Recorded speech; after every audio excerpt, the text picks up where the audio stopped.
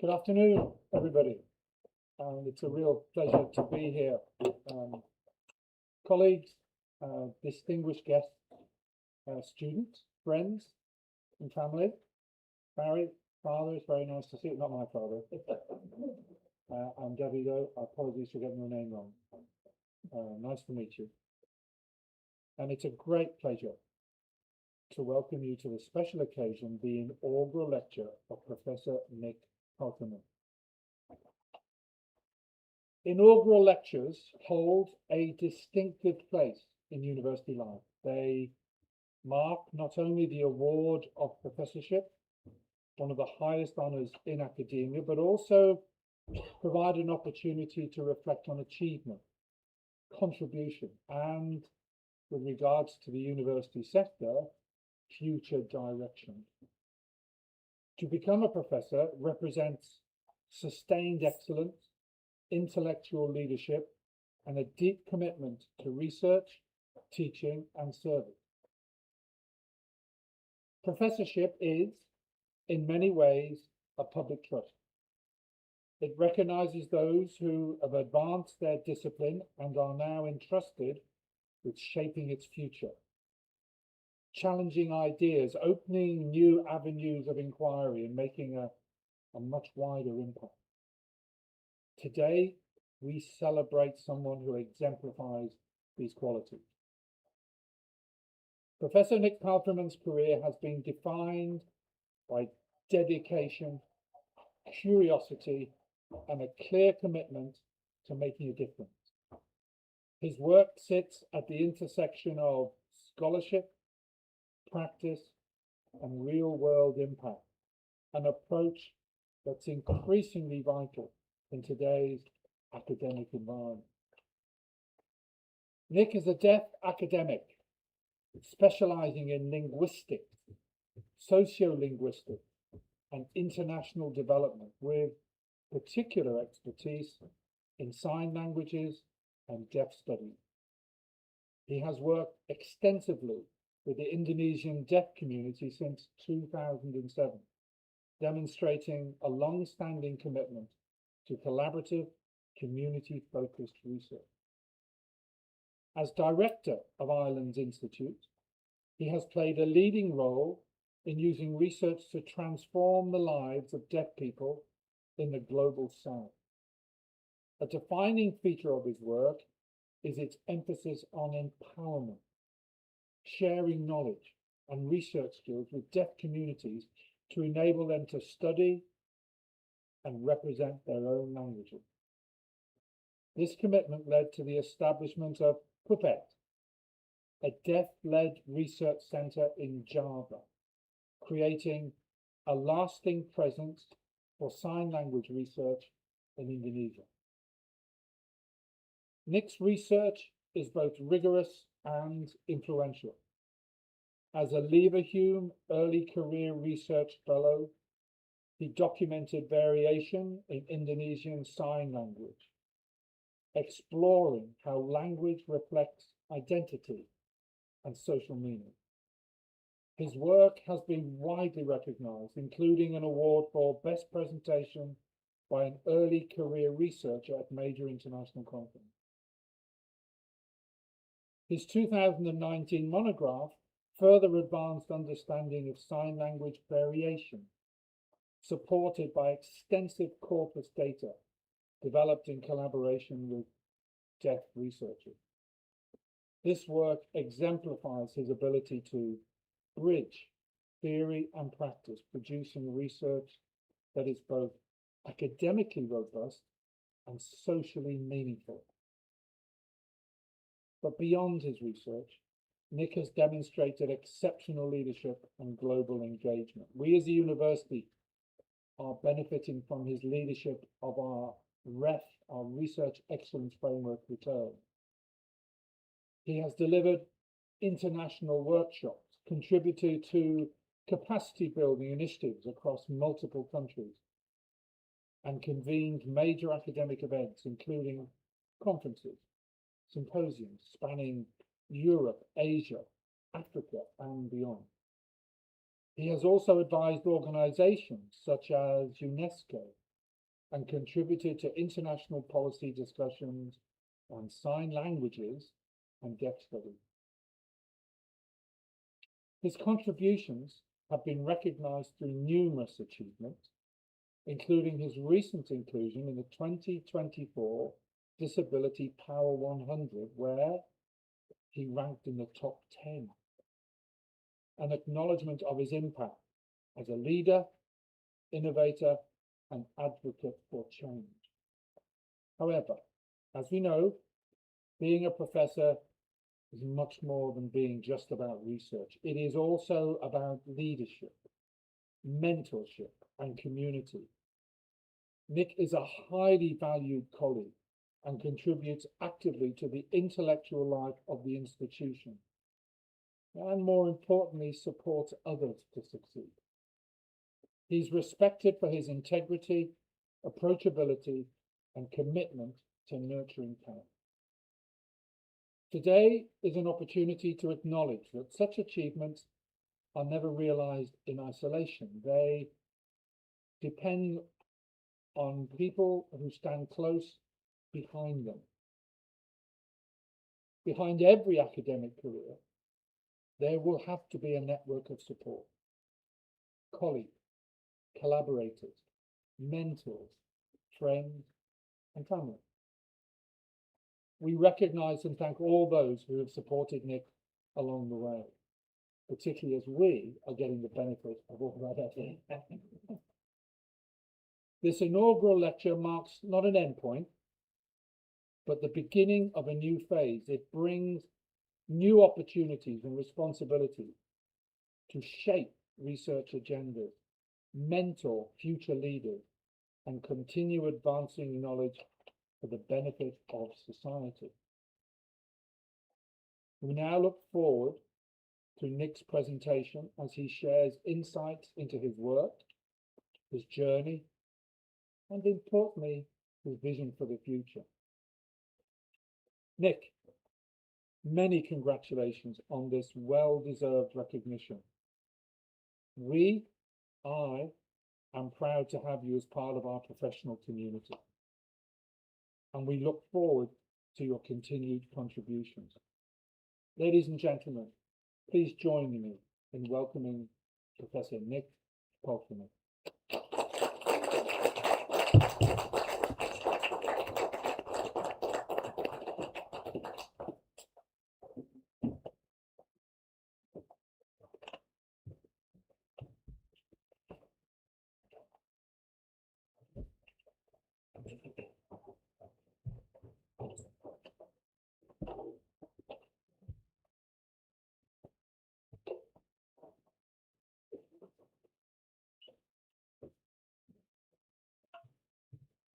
Wow, thank you.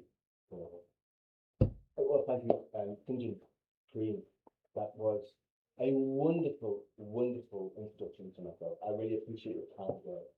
And I appreciate the university for their efforts, their support for deaf people and staff that have been students as well, and the development that they've had. Because I've been in this university for 16 years now, and I feel as though I've had massive support. The way you've supported us has been amazing. So thank you so much.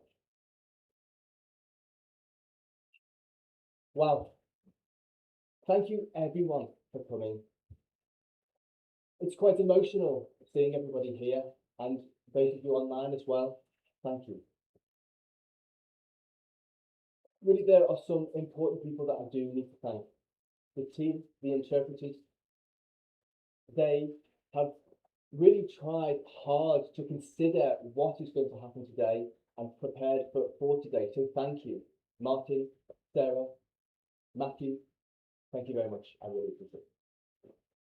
And also the technical support, the people here setting up the cameras online, making sure the live stream works.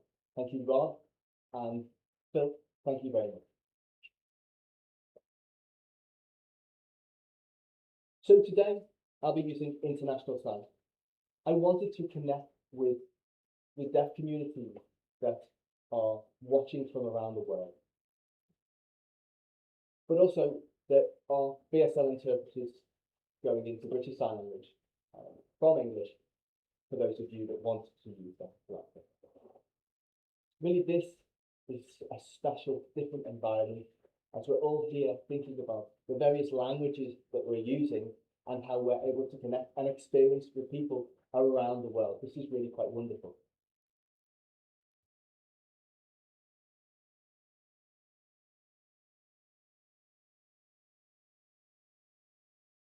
So today, the topic of my presentation is sign language, inside out.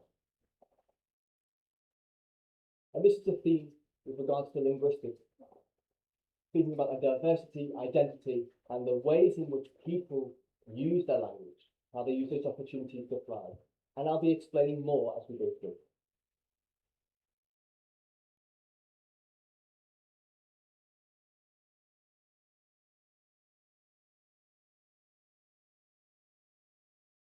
Now, I've been here for a long time presenting, and when starting to present, thinking about the first slide, quite often it's customary for people to dispel any myth, to think about various things that need to be corrected. This lecture isn't any different, but I thought I'd start the same way.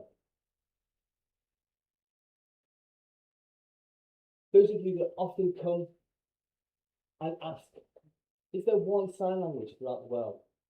And I can say today, I'm really happy to inform you, the research that's been done, I can confirm, there's not one sign language, there is many throughout the world.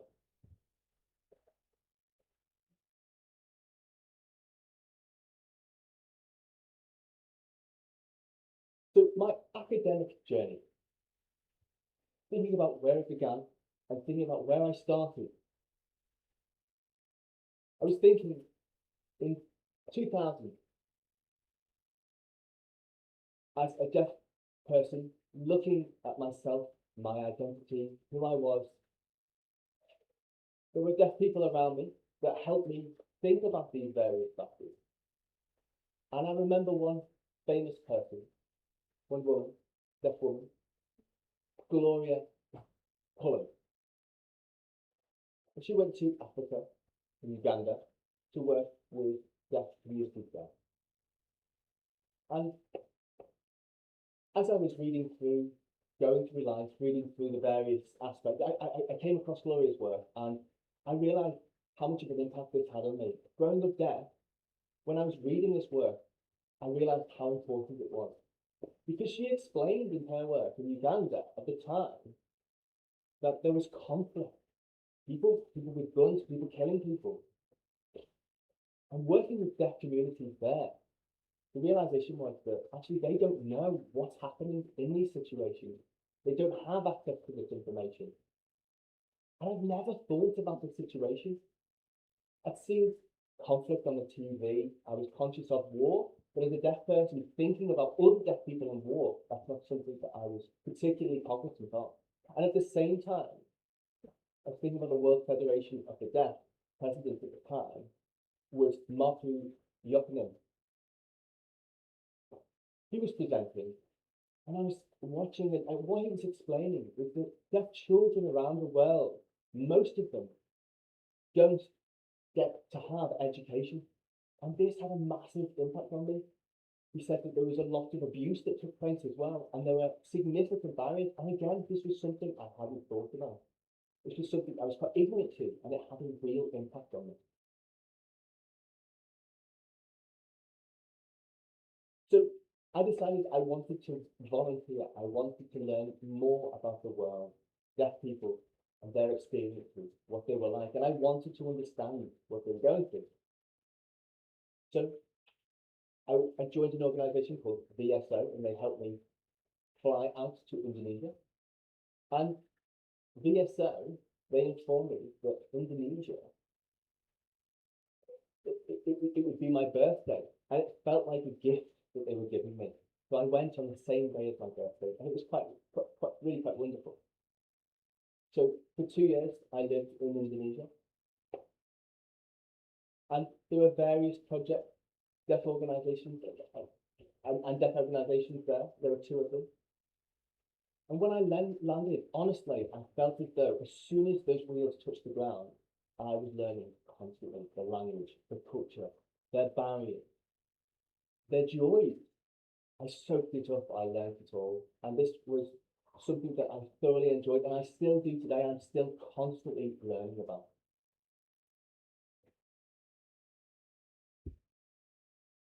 Now, another factor that impacted me was when I was going through deaf schools, so I could see what they were like, what the teachers were like.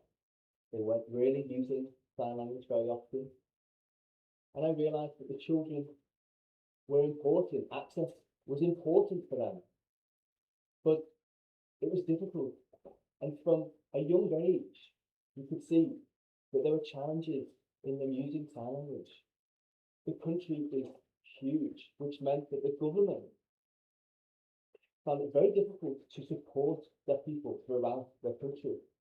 And clearly it needed the deaf community, it needed them to be empowered, to develop the skills, to be able to engage and lobby the government so that they could have impact on these young children's lives that were using sign language. Now, my time in Indonesia finished, and I came to the UK, and I found the university. And the university, I joined the ILAN, the International Institute of Sign Language and Deaf Studies.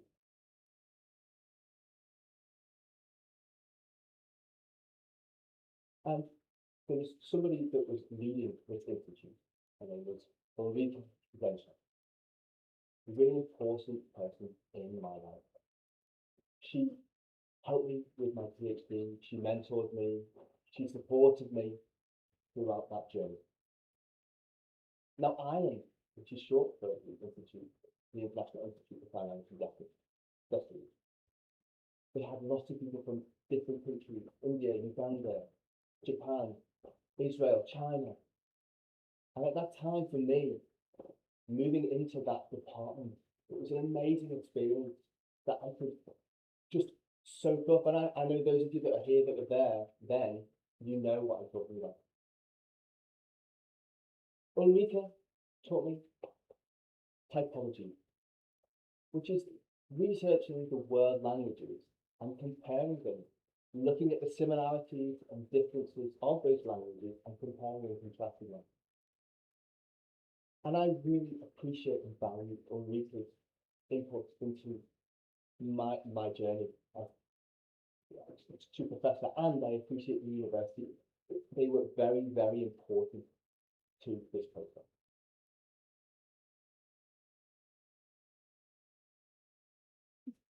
Now, I'm not the first deaf professor in the UK, I'm second. We're lucky to have the first deaf professor here, Annalise Custard, in the university in Scotland, Harriet Watt. And this was something that Annalise said. Now, this quote, I wanted to share this because I fully agree with what Annalise was saying. I feel very fortunate when looking back at those who came before me. And I want to carry that baton forward and pass it on. And today, we have people like Mark Heaton and Leslie Davidson. They're here and they have advocated and fought for years.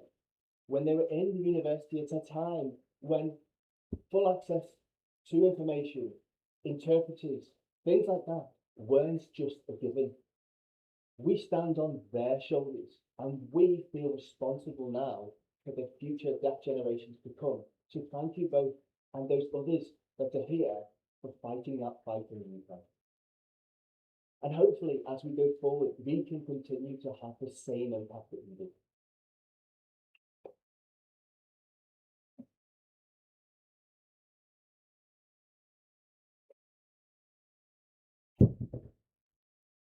And also, from the deaf community, those that supported me, I wanted to also recognise my family, those that supported me. My husband, Davide.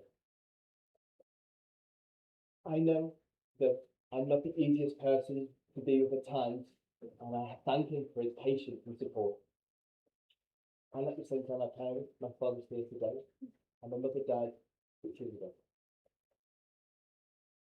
Both of them were lucky to have two deaf sons who they loved unconditionally, and they demonstrated to us that we could achieve whatever we wanted to. My mother went to local NDCS, National Deaf Children's Society meeting, and she went month after month after month as me and my brother grew up. And she went for information to gather and also to help lobby and change government policy. And one day she came home and said, the government have set up a new act, the DDA, Disability Discrimination Act. And they have set up access to work, which is being supported, which means that interpreters will be provided for deaf people in the workplace. And she said, this will be important for you for the rest of your life. And she was right. These interpreters and access to work is so important for deaf people's lives in the workplace. Now, if we didn't have sign language interpreters, I don't think I would be a professor today, just to let you know. Really, they've offered access to meetings, to phone calls, and make projects happen because of interpreters. Now, deaf people in the UK have massively benefited from it, and many countries don't have the same support that happens in the UK, so there are huge benefits for those of us here. But at the same time, there are huge challenges. There are massive cuts taking place to this support, and it's becoming harder and harder. I myself have experienced these issues. I've had the benefits over the years, but now when I'm making phone calls to access to work, or I'm trying to find interpreters, when I speak to interpreters, they say, well, I've not been paid by access to work. There are issues with payment. And we're starting to see massive impacts to this service. So this issue may well need your support in the future, because access to work might be something that we need to fight for to keep it.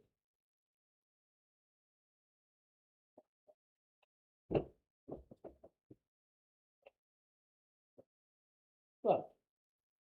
Now, the lecture today, I thought I'd pick today for the theme inside out. And the reason for that is because there's a few factors, and I'll be able to explain them as we go through. Now, if you know a language inside out, it means you know the language in depth and you know it really, really well. Now, when we think about the world's sign languages, do we know them inside out? No, we do not. And I feel as though at the minute we know tiny amounts about languages, particularly sign languages around the world. Now, when we think about Ireland, the aim was to develop more knowledge about sign languages throughout the world so that we can understand these languages better.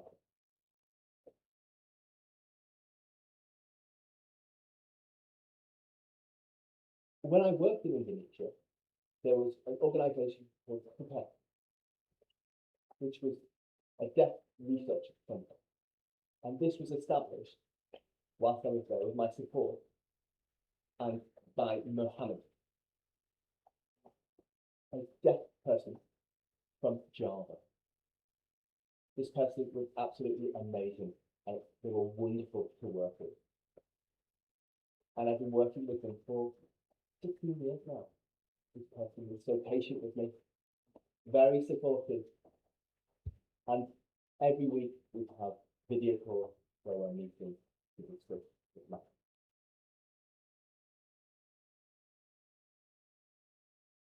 Now, the two of us have filmed Indonesian Sign Language and looked at the various different variations throughout Indonesia. And we've looked at 183 signage throughout Indonesia, those that live on the different islands, and we filmed them all.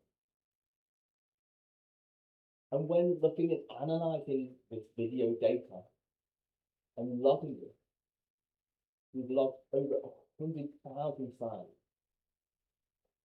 And there are 2,000 entries into the key dictionary that's been produced.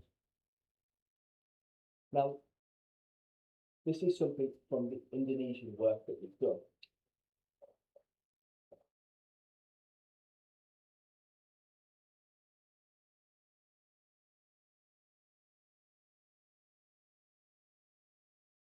You can see these are the places that have been filmed, and most films have taken place in natural language discourse, when no topic has been highlighted, just a case of observing the language in action, in its natural environment, just to see where the similarities and differences lie.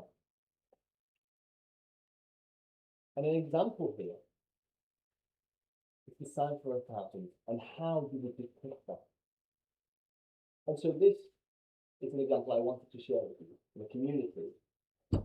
And this was in Solo, which is a large region within Indonesia. And there are 4 different signs that mean 1,000. Here's an example.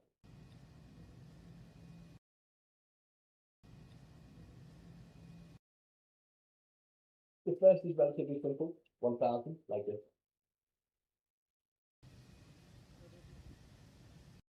The second, 4. And so you see, the eyes are in use here to demonstrate and depict the zeros. Now, in Indonesia, in another area, you can do this. And so the eye depicts the 0 there.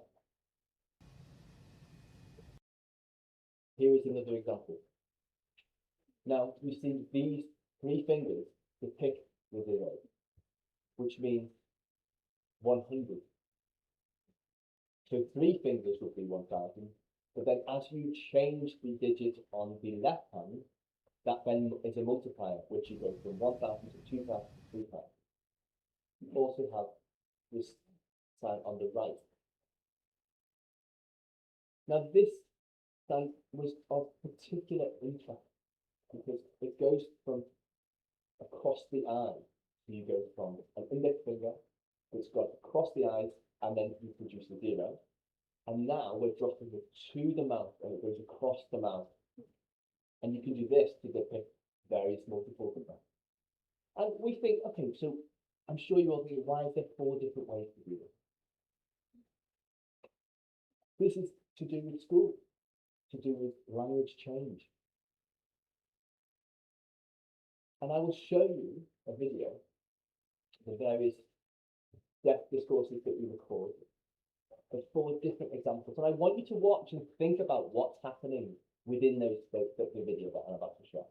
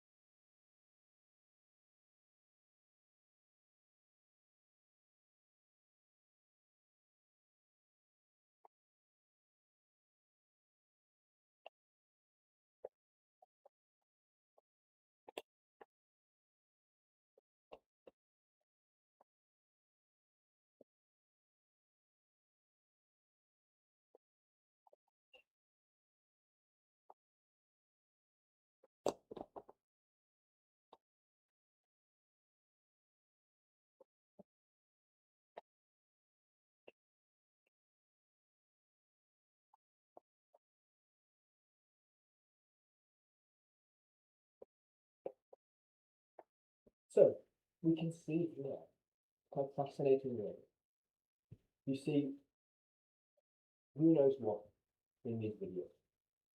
Do you see them say, oh, I guess you know this system really well, but you don't know this system, or you're not sure on this system?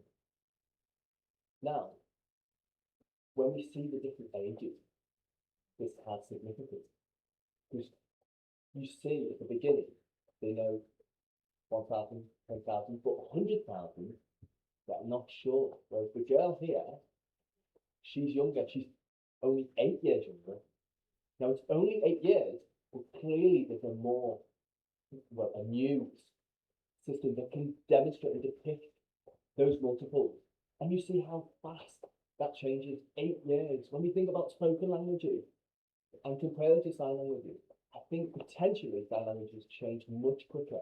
When we think about deaf children, how creative and imaginative they are with linguistics, it's really quite wonderful.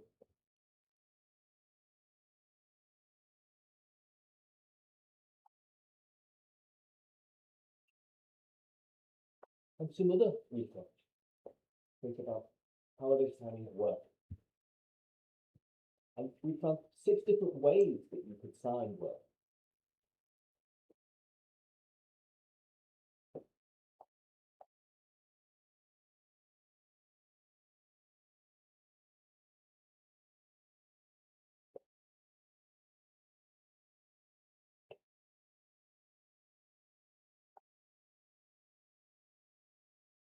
Now, you can see there's 6 variants. This is where they're used.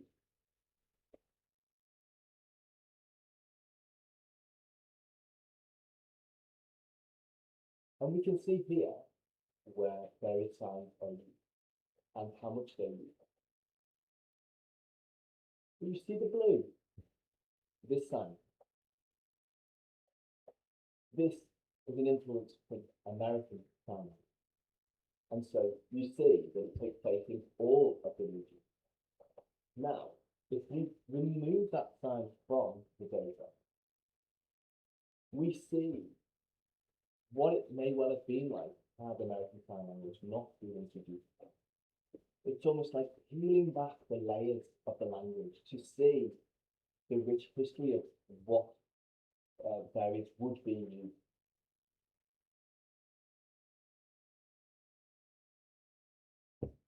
Now, you can see here the age of people. And if they were older, they were more likely to use traditional signs that weren't the blue sign. Now, you see that as age goes on, it increases in the blue sign, which is the AFL sign. But what's really interesting is the youngest people are now using the traditional sign. So there's been an increase in traditional signs in the youngest generation. So I don't know the future of this, and I don't know whether international sign, for example, will come and just completely turn it upside down. Now, the work in Indonesia was to increase the research responsibility to the local community. And recently there was a project that allowed the Indonesian community to have their own conference. And last year, they presented at an academic conference. And you can see here.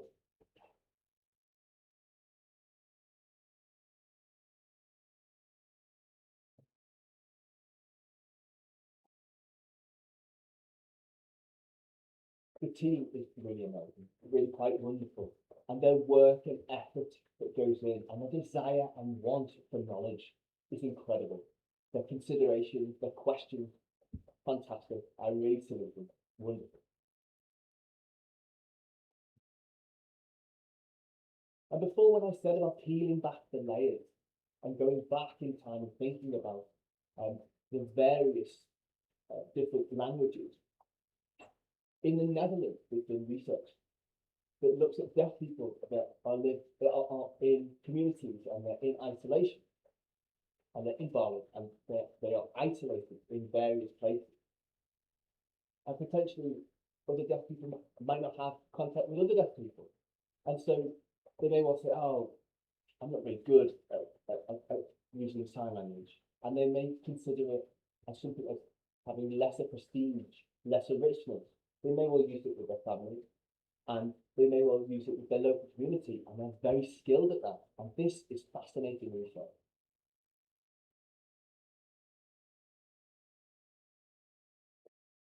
I worked on Indonesian Sign Language for many years, and then also looked at all the languages, a 3-year project with a German team. And it was looking at typology, looking at different languages and comparing them and thinking about how they use specific technical words and their meaning. And the team spent hours and hours considering how various terms could be applied and how they were being used.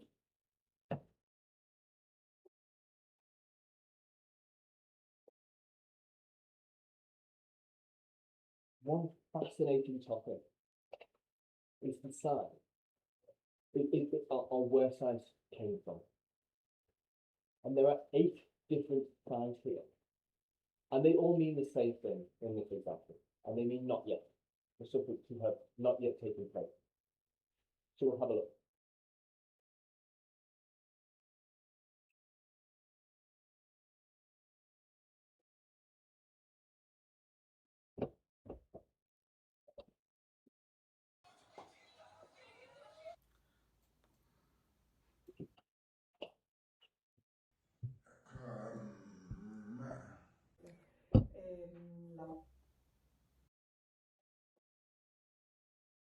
So, as you can see, they're all very different.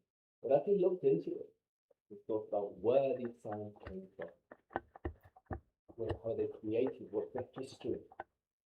Do they have other meanings that have morphed and changed into this?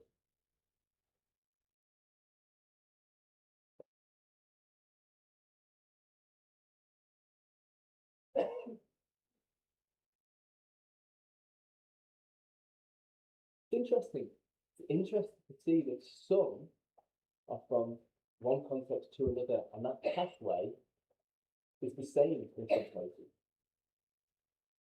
It's fascinating to see the similarities there. And often unrelated to sign languages, but it's the pathway itself. So the signs themselves are unrelated, but it's the pathways that are similar. And when we think about spoken languages and we compare the pathways that they've taken, and we think about the source of the outcome, we all as humans have a similar brain. And so we're trying to express a similar concept, a similar understanding elicited from another person that you're having a conversation with. And so there are some you see in Ugandan Sign Language, we don't know where this comes from. And so we haven't found that yet. Another interesting one is the French Sign Language. Not yet. It's this. The thumb to the chin. And this comes from church, with a cross with a thumb on the chin. It's a blessing. And that has become patient. And then it became not yet. And so you see the logical pathway that that sign has taken. Maybe I'm slightly biased to this. I think this may well be one of my favorites. But this is from Japanese Sign Language, and it's very, very interesting. It's the high nose. We've got thumb to the nose and a little finger to the nose. And when we think about Japan, it's very much cultural folklore figure. You see the red face and the big nose. And you may well have seen this in photos. In emojis in particular, this is being represented. Maybe you don't know, but it relates to Japan. So this large nose relates to pride. And so this sign, the sign moving out from the nose, relates to that. But it also means that something is there to have existential. And then it becomes still. Do you see the logical connection of how change takes place over time? One example is here. And let's see if you can see and identify the sound.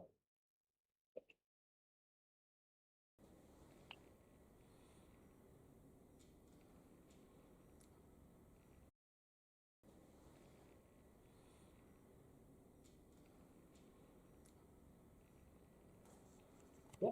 So we see how sign languages go on a journey and change specific signs do. And there will be more work in this area, absolutely. There's still more work to do, should I say, using that sign. And I know that when we think about meaning, when we think about how we use our language, and how important it is that others see us and our expression, how our identity is shown through our language use. This is vital. And this is work that we're doing when we're thinking about variation and demonstrating that, and how people demonstrate their identity through language use. And there are some examples.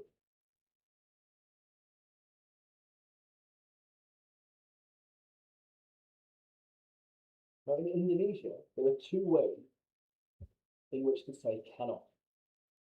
The first is this, a wave of the open palm. And it links to gesture. Yeah, so it's used widely in the hearing community. Another way is the shake of the fist, or a twist of the fist.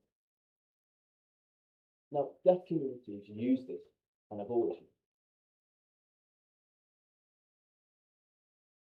Now, I will show you this example of one deaf woman. Her name is Ambar, and she lives in the same city that I said before, in Solo. Now, let's see which sign she uses, whether it's the shake of the palm or the twist of the fist.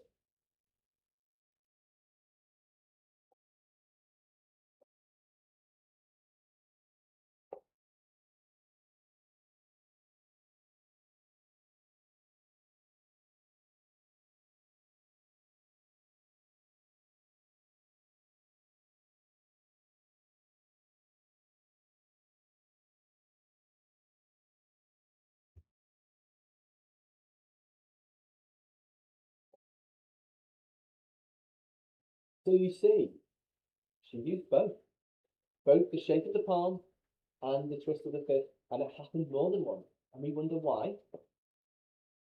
She was telling a story. She was talking about herself looking for work.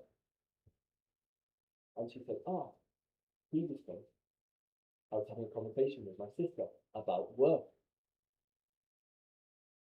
And her sister is hearing, and she is deaf. And she demonstrated the conversation using Rolsham, a constructed dialogue. Now, when she wore the mask of her sister, she used hearing gesture that I talked about previously. But when she was representing herself, she used the twist of the fist.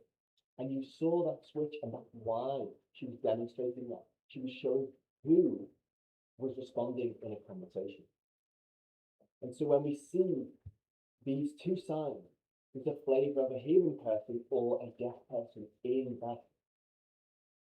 And this was just normal everyday conversation, and this is how identity is demonstrated in languages. This is astounding, so amazingly creative, watching these people do that.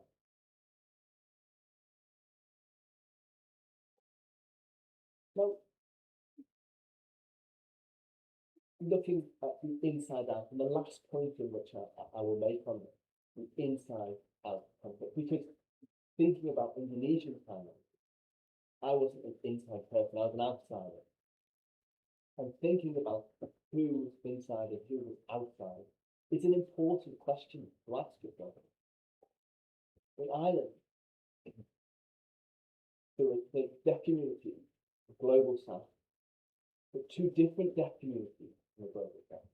So, for example, Indonesia and India. And now these two communities are connected because they understand the issues that they share, and they can collaborate together. In the global north, may well not understand these issues like the Global South does. They may well be able to facilitate contact, but allow these two communities and other Global South communities to flourish by themselves, to be independent, but facilitating that contact.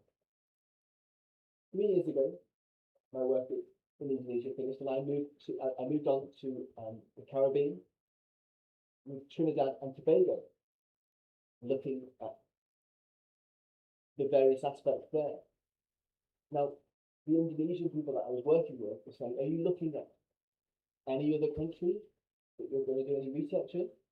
And it's very difficult to go to another place and do the same type of research. But 2 people came to the UK from Trinidad and Tobago. It was Ian, a deaf person from Trinidad and Tobago, and Ben, a hearing person from the UK, but lived in Trinidad and Tobago and had been for a long time. They both had a really good working relationship. I met them both, and we formed a good working relationship in order to be able to work with the communities in the Caribbean, and this is going very well. And I'm happy to say that today I have one deaf team member, Andre, here in person, and I'm very happy that Andre is here in person. It's wonderful. Now we have funding with an aim to share information and skills that the Caribbean has with regards to those regions and their language. There are 3 countries, and you can see where here.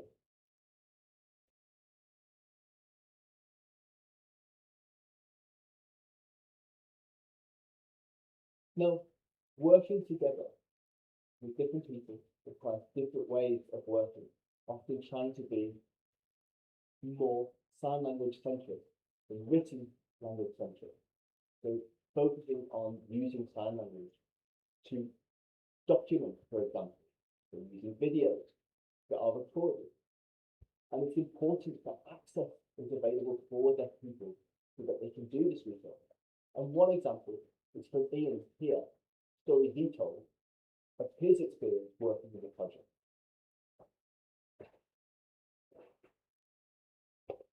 We had some fantastic discussion Monday about my data from Trinidad. Other members of the team shared their opinions and their perspective with me. And this was a new experience for me. Previously, I was a research assistant, so I filmed the data and passed it on with minimal input. So today was amazing, with such benefit for me. It feels really good.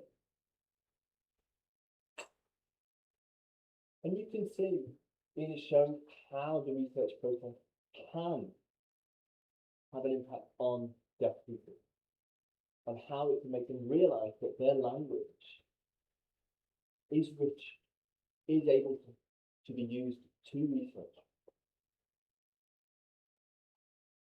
Another example of the person that I've introduced that's here today, Andre, from Jamaica. And he explained previously that when he grew up, he used sign language, which is called sign. And this is a rural sign language used in Jamaica, in the Jamaican countryside. It's very rich in gesture, very beautiful, expressive. But when he went to school, deaf school, they sound differently. They use Jamaican sign language. He said that, oh, I don't want to use sign. It's not as good. I'll use Jamaican sign language. And that's what he thought in the past. And then when he was in our project, we were making decisions and we were having conversations and we were sharing experiences.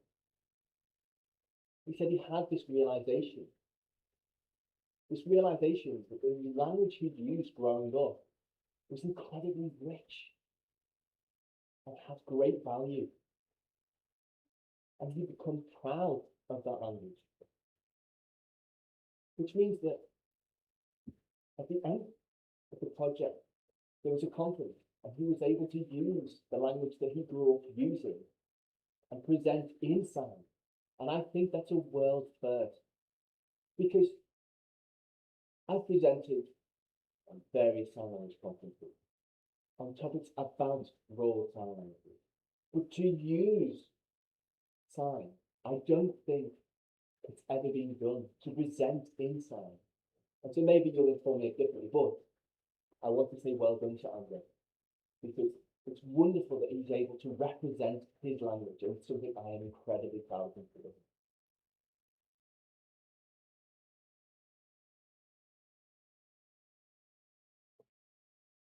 Now, thinking about university experiences, going through the various countries in the Caribbean and worked in, was Yao, who was from Puerto Rico, and this is her experience being involved in the project and research.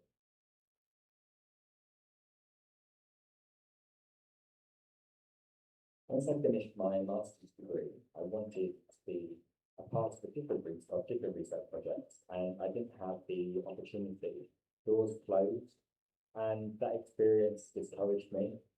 I felt frustrated. I didn't want to do research anymore.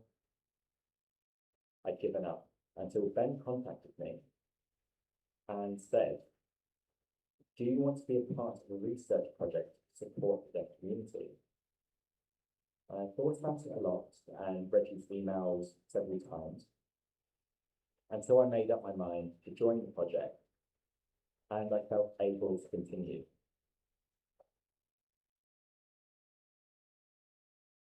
And so we realised how important it is to consider university and having better access to research and doing and carrying out research in that language.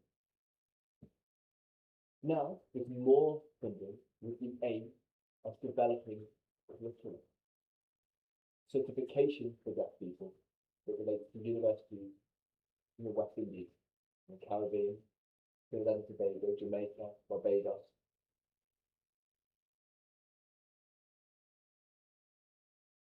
So now Andre is leading this team, working together and creating this curriculum, with the aim of wanting to have career deaf people becoming translating interpreters, sign language teachers, and be involved with other deaf organisations, have this certification to be able to achieve these things, to increase the attainment that deaf people can have.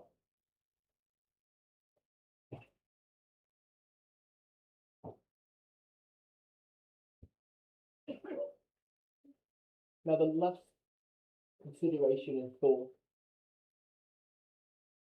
that I want you to consider is work overseas, obviously, has been plentiful, but work in the UK potentially less so. When we think about the UK, for example, one project that relates to deaf history. My first degree, this is something close to my heart because my first degree was in history. Now, this is a project that I'm looking at researching into more depth with regards to deaf grassroots people that have potentially not the famous people that we already know, but just the everyday lives that we have when we think about 20th century, the 21st century of deaf people and the way they live their life. And through my MA and PhD students, being able to look at more issues within the UK. Ricky, his research with regard to finding sensitive concepts and how that's expressed by identity, how some people are okay with it, some people aren't. That's fascinating. Colette, whose research with regards to deaf people that have been arrested by the police and their experience of how deaf people struggle to communicate with the police. The experiences that have taken place, and this is being documented. I think it's very important research. So that's my academic career to date.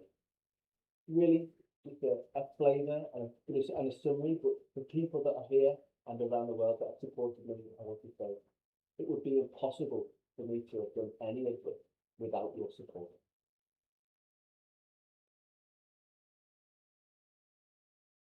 that's it.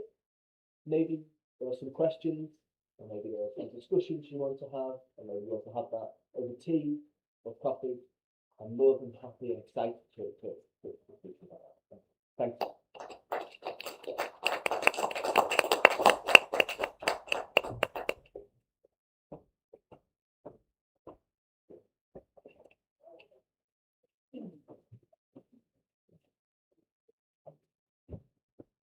So, thank you.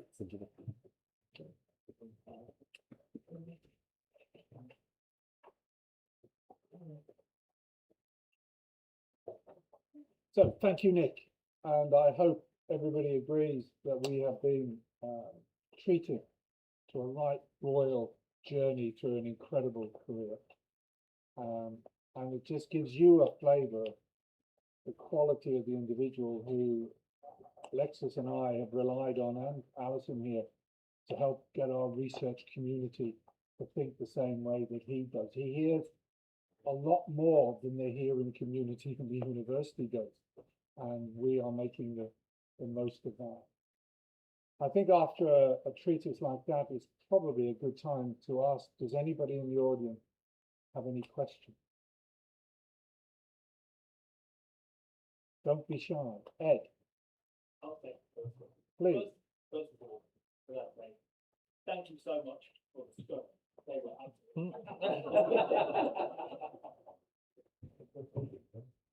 My question was about.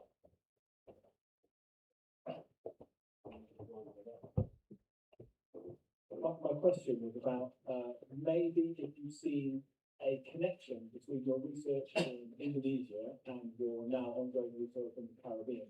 I was thinking about the potential similarity of them both being disparate but also connected archipelagos. And I wondered if there is something similar there that you're seeing in the development, the differences in the sign languages that we're looking at.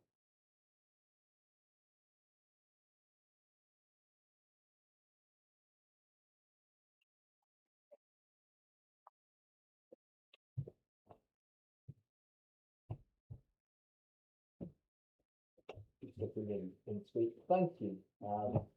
Yeah, the scones are my mum's recipe, so I thought it was a nice way of remembering how to get it.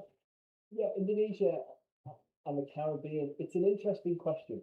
To be honest, thinking about the Caribbean, it's a surprise because thinking about the access and the differences that they have. For some, I think it's quite advanced. For others, other islands, there's significant barriers. For example, Jamaica, when I visited schools there, I was amazed. I thought, oh, this is wonderful. But it's really quite advanced in Jamaica, potentially compared to the UK. It could well be better than the UK. But then other islands, we think about deaf schools there, some are really poor and they need better access. So looking at the Caribbean, the diversity there is very interesting, and it's similar with Indonesia. If you live in Jakarta, which is the capital, you are a lucky deaf person. If you live in an island that's quite far away and remote, you aren't a lucky deaf person. And that's a life lottery, and it's just a lot. Sorry, that's a life lottery that takes place. And there should be greater consistency throughout. When we think about Indonesia and the Caribbean, the similarities are the diversity, the variation. And I think that's why it's really important for them to work together and to be able to progress their research, but also for us all to be able to work together. I think that would be effective. Does anyone else have any other questions? Please don't be shy. Am I missing somebody? Yeah, I mean, I was just going to say something. Yes. Oh, thank you. Obviously, I've always been fascinated by sign language, and I'm always learning a bit more about it. But today there was another layer of it revealed to me when we had the role play, and there was someone signing various representations. It was signing someone who was signing, and it was signing someone who could speak, sort of within signing. There's just many layers to it, a lot of depth, and great. And also, there's loads of great comments coming in. I'm looking at this live stream on the phone here, and there's some great comments coming in congratulating me, saying thanks for putting this up online.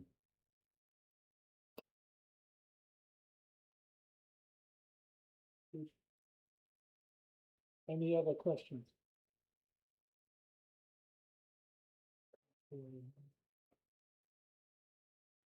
No? Okay, I have one question. Of course I do. You know that my background is in medicine. And I wondered when you were on the islands and in the Caribbean and in Puerto Rico, did any disadvantage in the health world for these individuals emerge? Was that an area of interest of yours?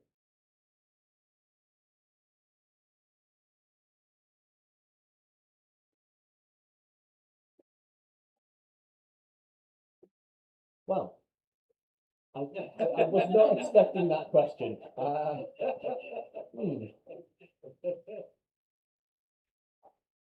I think I need to go away and think about that, and then after we'll have a meeting about it, and I can report back if that's okay.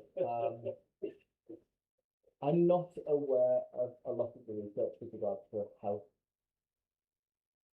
It's clear that the language is foundational for access. It's fundamental. Education, healthcare, life, everyday work.